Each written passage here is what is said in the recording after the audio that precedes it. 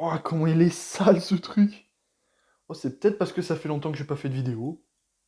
Bonjour tout le monde et bienvenue pour cette nouvelle vidéo. Aujourd'hui, j'ai décidé de vous faire une vidéo assise sur un sujet qui me fascine en ce moment, la futurologie. Alors pour ceux qui ne savent pas ce que c'est la futurologie, sachez que vous en avez déjà fait au moins une fois dans votre vie. En fait, c'est tout simplement le fait de s'imaginer un futur possible. Genre par exemple, dans 50 ans, toutes nos voitures seront électriques et autonomes. Ou alors dans 100 ans, on pourra se téléporter partout dans le monde. Et ce qui me fascine dans la futurologie, c'est pas le fait de s'imaginer un futur parce que tout reste supposition, mais c'est le fait que ça fait déjà un bon bout de temps qu'il y a des mecs qui s'imaginent le futur. Donc ça veut dire que nous, on est dans le futur de certains. Et donc ça veut dire qu'il y a des mecs qui ont imaginé nos années alors qu'ils étaient en 1900 par exemple. Après bien sûr il y a des trucs qui se sont passés qui étaient juste inimaginables à l'époque. Par exemple va voir un mec qui sort de la Seconde Guerre mondiale et va lui dire mec dans 50 ans on aura 99% du savoir de toute l'humanité qui tiendra dans une seule main. Il te croira jamais.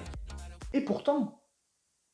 Alors du coup j'ai fait pas mal de recherches sur les années 1900 et ce qu'on pensait qu'il allait se passer dans les années 2000, 2010, 2020. Ce qui m'a permis de comparer leurs attentes avec ce qui s'est vraiment passé. Est-ce qu'on les a réussi, est-ce qu'on les a surclassés ou est-ce qu'on les a complètement déçus? Et c'est ce que vous allez voir avec moi dans cette vidéo qui répertorie une liste non exhaustive des choses qu'on pensait qu'elle allait se passer avant mais en fait ce qui s'est vraiment passé. Ça fait un peu long comme titre, mais je pense que ça se prend. Alors la santé, c'est le point numéro 1 qui revient dans toutes les prévisions des années 1900 pour les années 2000. Parce que bon, faut mettre le contexte aussi. À l'époque, on n'était pas aussi bon en médecine qu'aujourd'hui, logique. Mais aussi parce qu'à l'époque, on avait énormément de fumeurs, comme nous montre ce magnifique document que je vous ai trouvé sur internet. Il est beau, hein?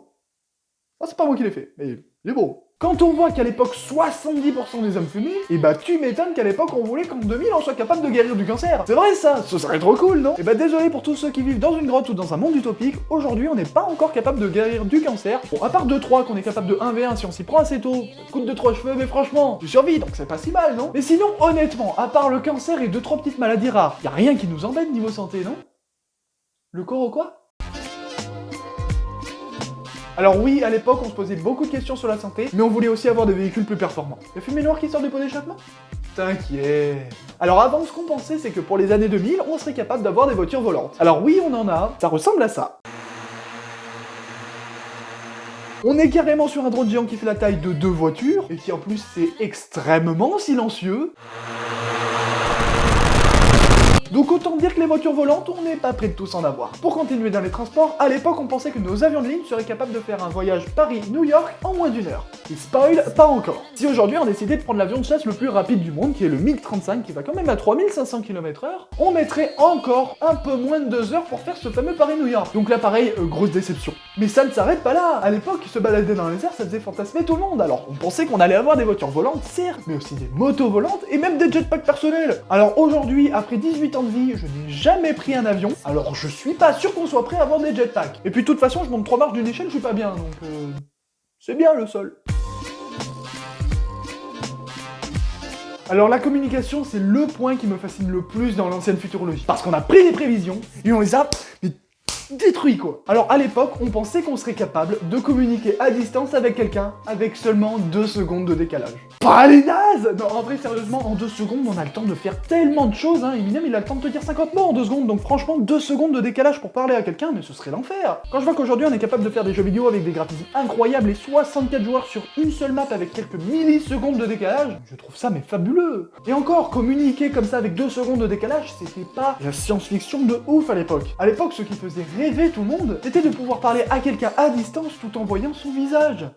Toujours avec les 2 secondes de décalage, bien sûr. Aujourd'hui, on appelle ça un appel visio, mon gars. C'est tellement normal qu'on a un mot dans le dictionnaire pour décrire cette chose. Et pareil, les 2 secondes de décalage, tu les oublies. Ah j'adore le monde dans lequel on vit.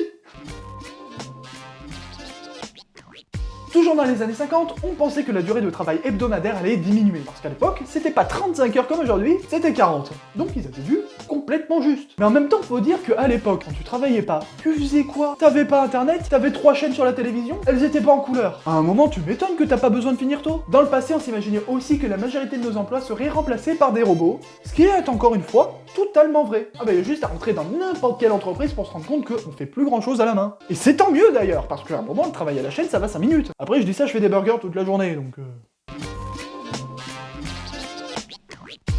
Alors là, c'est le point le plus décevant de la vidéo. Alors au niveau de la communication, on a surpassé l'espérance, mais au niveau de la conquête spatiale, mais c'est décevant. Désolé du spoil, mais on n'a rien fait. Dans les années 60-70, donc dans les années du premier pas sur la Lune, on pensait que dans 50 ans, ce serait hyper normal d'aller sur la Lune.